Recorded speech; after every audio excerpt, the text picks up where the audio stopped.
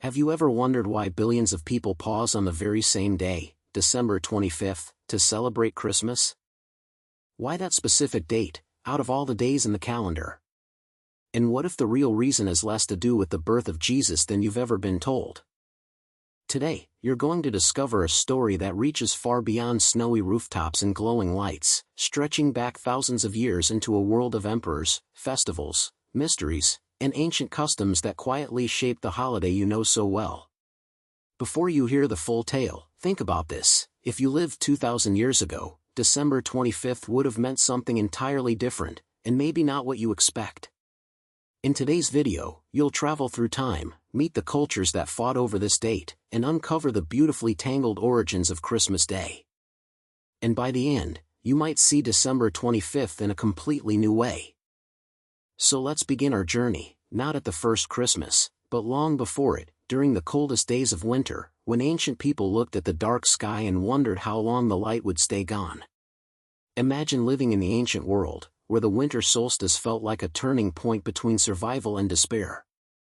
You'd watch the days grow shorter and the nights thicker, wondering if the sun would ever return. For many civilizations, the solstice, around December 21st or 22nd, was a moment of hope, a promise that light was coming back. And so, they celebrated. In Rome, the celebration was called Saturnalia, one of the most famous festivals in history, and it was unlike anything we'd call normal today. Social rules flipped upside down. Slaves could speak freely. Masters served meals to their servants. People exchanged gifts, decorated their homes with greenery, lit candles, and feasted as if the world were reborn. Does any of that sound familiar? Now imagine you're a Roman during the first centuries after Christ, living in an empire that stretches across continents, bursting with cultures and beliefs. Christianity at this time isn't the powerful global religion it will become. It's a small, often persecuted movement growing in hidden gatherings and whispered stories. Christians don't publicly celebrate the birth of Jesus yet, and even if they did, no one knows the actual date. That's an important detail. The Bible doesn't give a day, month, or even a season. Early Christian leaders rarely focused on birthdays at all. They cared much more about teachings, death, and resurrection. So at this point, December 25th has no connection to Jesus. But something is changing. Christianity is spreading, and with it, the desire to define its identity. And here's where the plot thickens. As new believers join from the Roman world, they bring with them centuries of traditions, festivals, and the emotional weight tied to certain times of the year, especially the solstice. People love celebration. They love shared rituals. They love moments that feel larger than life. It's in this cultural transition that December 25th begins to shimmer with new meaning. By the 3rd century, the Roman Empire faces political chaos, economic strain, and spiritual unrest. In the middle of all this, a growing cult gains incredible popularity, the cult of Sol Invictus, the Unconquered Sun. This wasn't just a small sect. Emperors promoted it, soldiers adored it, and citizens found comfort in its message of light triumphing over darkness. And what better time to honor the sun's rebirth than the days immediately following the winter solstice? Romans celebrated Dies Natalis Solis Invicti, the birthday of the unconquered sun, on December 25th. If you're noticing the puzzle pieces falling into place, you're not alone. So now, picture a Roman world with powerful solstice traditions, a beloved sun festival on December 25th, and Christianity rising steadily, attracting people who already felt emotionally connected to winter celebrations. Over time, early Christian thinkers start asking a bold question: could they reframe this beloved date with a new meaning? Could they give it a story that aligned with their faith and still satisfied the cultural rhythms people cherished? The idea gains momentum. Some Christian writers begin proposing symbolic connections between Jesus and the sun. Not sun worship, but metaphor, light of the world, rising dawn, hope returning to darkness. It's poetic, it's powerful, and it resonates deeply with people who had always seen the winter solstice as a time of renewal. But still, the date isn't official. Not yet. Then something dramatic happens. In the year 312, Emperor Constantine claims victory in battle under a Christian sign. Whether you see this moment as divine intervention or political strategy, one truth is clear: it changes history. Constantine becomes the first Roman emperor to openly embrace Christianity, and under his rule, the faith is no longer persecuted. It begins to take shape as a public religion, one that needs structure, unity, and shared traditions. Around this time, a document appears in Rome in the year 336, the first recorded evidence that Christians celebrate the birth of Christ on December 25th. That's a turning point. We don't know exactly who made the decision or what the conversations were behind closed doors, but here's the remarkable part: the date sticks. It spreads. Churches adopt it. Believers embrace it. The symbolism is irresistible: light returning to the world right when the days begin to grow longer. It fits beautifully with Christian teaching, but it also gently replaces the old pagan festivities without asking people to give up the joy of celebration. But was this decision a deliberate replacement of Sol Invictus? Historians argue about this passionately. Some say Christians chose December 25th specifically to transform a pagan holiday into a Christian one. Others argue it was simply a symbolic calculation independent of pagan influence. One early theory suggested Jesus was conceived on March 25th, making his birth naturally fall 9 months later, December 25th. No matter which explanation you prefer, what matters is that all these ideas work together, reinforcing the same date, giving it spiritual weight and cultural comfort. As you walk through the centuries, you can almost feel December 25th gaining momentum, as if layer after layer of tradition is being woven into it. By the time Christianity becomes the dominant religion of the empire, the date is no longer debated: it is established, familiar, and filled with meaning. Celebrations begin to expand. The idea of a Christmas season emerges. Churches incorporate special readings, hymns, and rituals. And outside the church walls, people continue decorating their homes with greenery and candles, echoing customs from centuries earlier. The past and the present merge into a holiday that feels both ancient and new. But even then, Christmas wasn't celebrated everywhere on December 25th.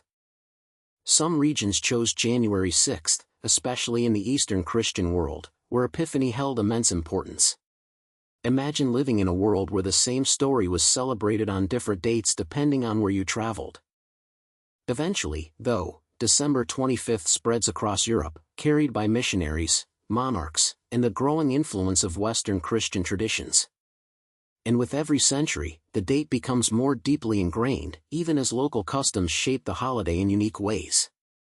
Still, the story of December 25th is far from finished. As Europe transforms, kings rise and fall, and cultures mix, the holiday evolves. It adapts. It absorbs. It keeps growing. The meaning of the date changes again and again, reflecting the world around it. But why did it survive? Why did this date, above all others, become the one that nearly the entire world recognizes today? That's where the story takes a fascinating turn. And the twist isn't just historical, it's cultural, emotional, and unexpectedly connected to traditions you probably practice every year without knowing their origins. But to understand that fully, you need to see how the Middle Ages, the Renaissance, and even modern commercial culture all wrapped themselves around December 25th like branches around a growing tree. Before we go deeper, pause for a moment and consider this: if early Christians had chosen a different date, say, March or September, your entire experience of winter might look different right now. No Christmas lights reflecting on snow. No winter markets. No December gift-giving. Your memories, your nostalgia, your seasonal rhythms, everything, could have shifted to another time of year. Isn't it wild how one choice in the 4th century quietly shaped your December forever? As Christianity spread across Europe, December 25th evolved into something far larger than a date on the calendar. It became a moment when communities rediscovered warmth in the cold, where faith blended with local customs, and where people longed for connection during the hardest stretch of winter. Picture a medieval village where December nights feel endless. Candles flicker inside wooden homes, families gather close to the hearth, and the promise of a holy celebration gives everyone a sense of comfort. The church provided the spiritual center, but the people filled the day with a mix of sacred rituals and joyful traditions, many inherited from ancient cultures. It was a fusion that shaped Christmas into the rich tapestry you recognize today. Gift-giving quietly returned, echoing Roman and earlier European customs. Evergreen branches symbolized life even in the dead of winter. Feasting became a cherished highlight, especially after months of scarcity. And year after year, December 25th strengthened its place in the hearts of communities that depended on moments of hope to carry them through long winters. What's remarkable is how naturally these traditions fused with the story of Christ's birth. People weren't choosing between the sacred and the joyful, they blended them into a celebration that fed both the spirit and the soul.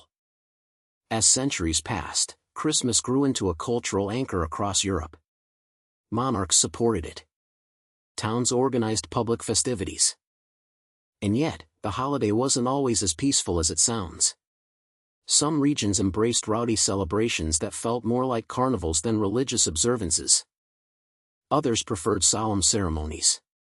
The meaning of Christmas kept shifting, shaped by local tastes, politics, and the emotional needs of communities. But no matter how different the celebrations looked, the date, the shared moment, kept them united. Then, something dramatic happened on the global stage. European explorers, merchants, and missionaries traveled across oceans, carrying their faith and traditions with them. Along with language, law, and culture, Christmas sailed on ships to new continents. This was how December 25th began its transformation from a European tradition into a worldwide holiday. Different regions embraced it in different ways, but the symbolism of hope during winter, even in places where December is warm, became universal. It's incredible to think that a date chosen in Rome would eventually travel to every corner of the globe, becoming part of billions of people's yearly rhythm. But here's the twist you might not expect: Christmas almost disappeared in some places. During the 17th century, for example, Puritan leaders in England and New England viewed the holiday with suspicion. They believed it encouraged too much excess, too much noise, too much joy. Imagine a world where celebrating Christmas could get you fined or punished. For a time, that was reality.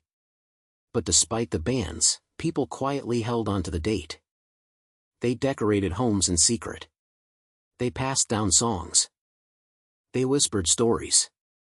And slowly, the warmth of December 25th returned, proving just how deeply the day had rooted itself in people's hearts.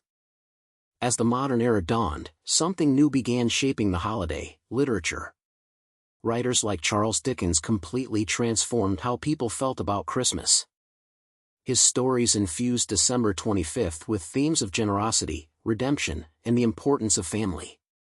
Suddenly, Christmas wasn't just a religious holiday or a cultural festival, it was a celebration of kindness, love, and second chances. Dickens didn't choose the date, he inherited it. But through his storytelling, he gave December 25th an emotional power that still resonates today. Then came technology. The printing press made Christmas cards possible. Photography preserved Christmas memories. Radio broadcast Christmas music into homes. Movies created new myths.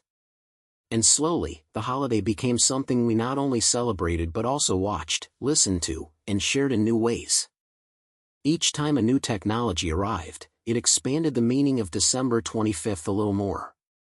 You might think the story ends there, but the biggest transformation of Christmas was still to come. In the 20th century, the rise of advertising and global commerce reshaped many traditions around the holiday.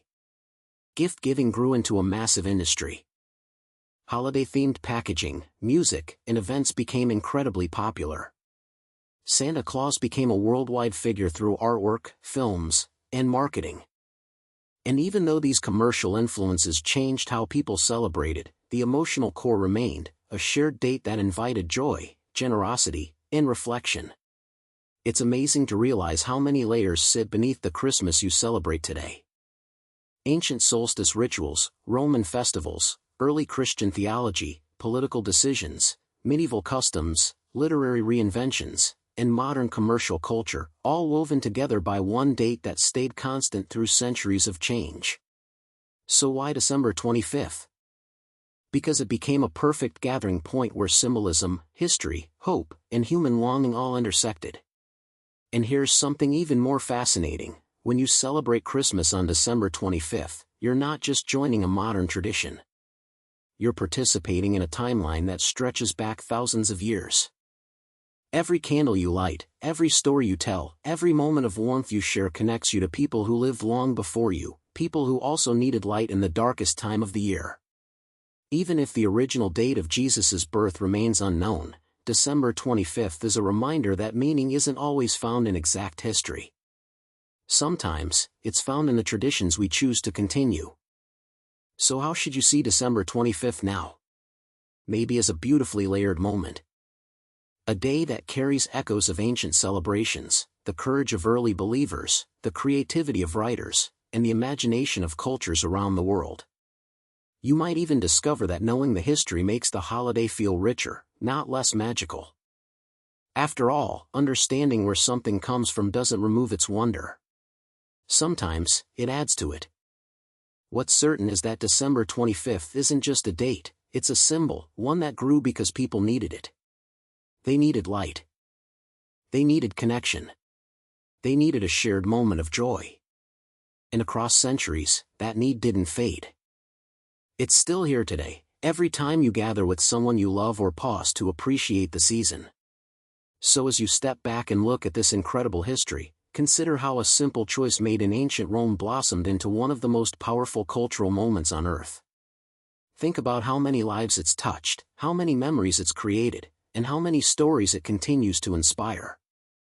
The mystery of why we celebrate Christmas on December 25th is bigger than one explanation. It's a mosaic of beliefs, traditions, and transformations that somehow all converged into a single, enduring day. And now, as we reach the end of the story, think about how this knowledge might change the way you experience your next Christmas. Maybe you'll feel a bit more connected to the past. Maybe you'll appreciate the layers of history behind your decorations or traditions. Or maybe you'll simply feel grateful that, in a world that's constantly changing, there's still one moment when millions come together in shared celebration. Thank you for taking this journey through time and tradition. If you enjoyed discovering the hidden story of December 25th, you might love exploring the origins of Christmas trees, Santa's many transformations around the world, or the surprising history behind your favorite holiday carols. Tell me in the comments which Christmas mystery you'd like to explore next, and I'll see you in the next video.